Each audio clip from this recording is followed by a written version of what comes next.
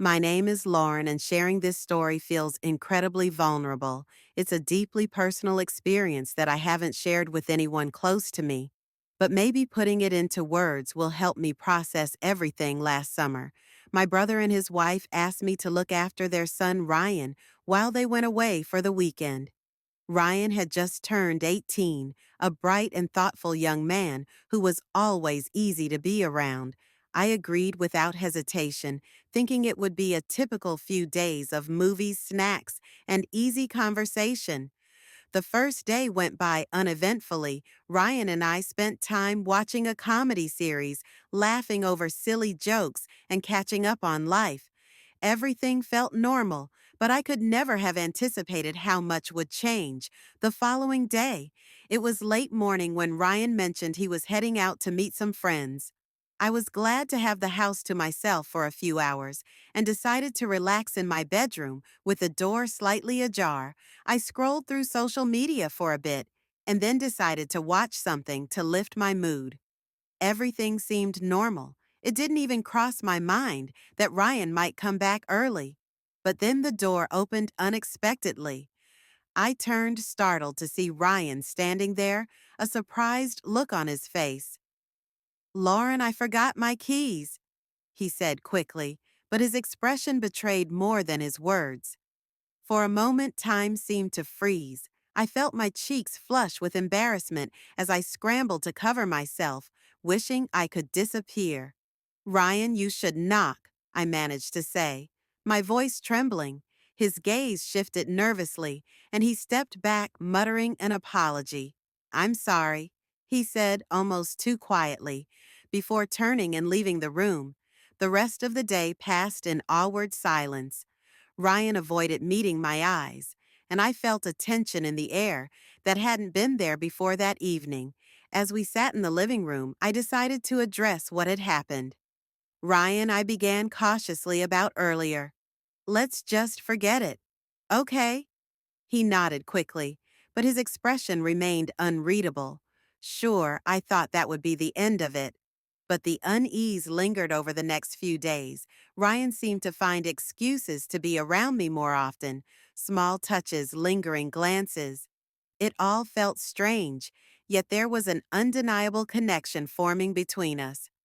One evening, as I was cleaning up after dinner, Ryan approached me.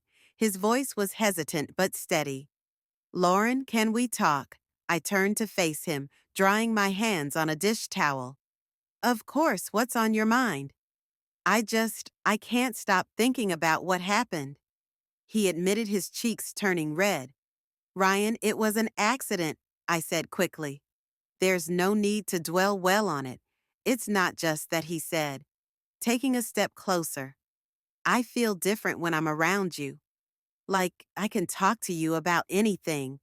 His words took me by surprise.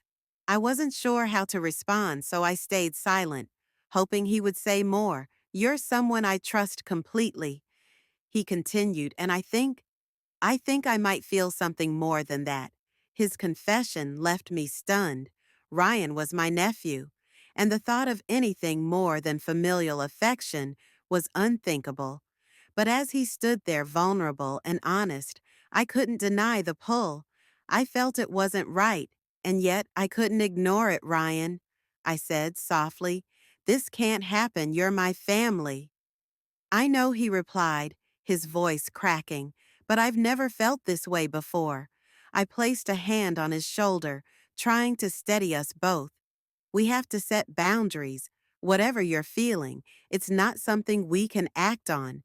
Despite our conversation, the tension between us didn't dissipate. Ryan's presence became a constant reminder of the complicated emotions swirling inside me. I tried to focus on my own life, but his messages and visits continued. One evening, I received a text from Ryan. "Can I come over? I need to talk." I hesitated but replied, "Okay." When he arrived, his expression was serious. "Lauren," he began, "I know you said this isn't right, but I can't stop thinking about you. You make me feel understood in a way no one else does." "Ryan," I said firmly, "this isn't about what we want. It's about what's right. Then why does it feel so real? He asked, his voice filled with frustration. I had no answer. The truth was, I didn't know why, but I knew we couldn't let these feelings take over time. We managed to maintain a semblance of normalcy. But every shared glance, every moment alone felt charged. Ryan's honesty had forced me to confront my own feelings. Feelings I wasn't ready to admit. My marriage had been strained for years. My husband Mark was often distant, his attention consumed by work. The emotional void I felt with him only made my connection with Ryan more confusing. One night after Mark left for a business trip, Ryan texted again.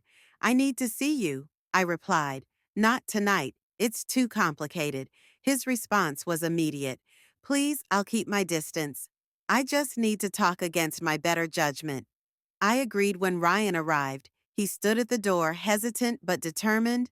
I don't want to make things harder for you, he said. But I can't pretend I don't care. I sighed, stepping aside to let him in. Ryan, we've been through this. I know, he said, his voice steady, but you deserve to be happy, and I can see that you're not. His words cut deep. He wasn't wrong.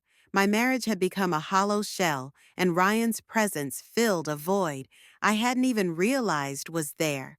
But acknowledging that felt like crossing a line. I couldn't uncross Ryan. This isn't about what I deserve. I said, it's about what's right. He nodded, his eyes filled with a mix of sadness and understanding. I just needed you to know how I feel. After that night, I resolved to focus on repairing my marriage. Mark and I planned a weekend getaway to reconnect, but the distance between us felt insurmountable. Every attempt at conversation fell flat, and I found myself thinking about Ryan more than I wanted to admit. By the time we returned home, I knew something had to change. I couldn't keep living in this limbo, torn between my responsibilities and my emotions. Ryan and I eventually found a way to maintain our connection without crossing boundaries. Our bond remained strong, but we both knew where the line was drawn. It wasn't easy, but it was necessary.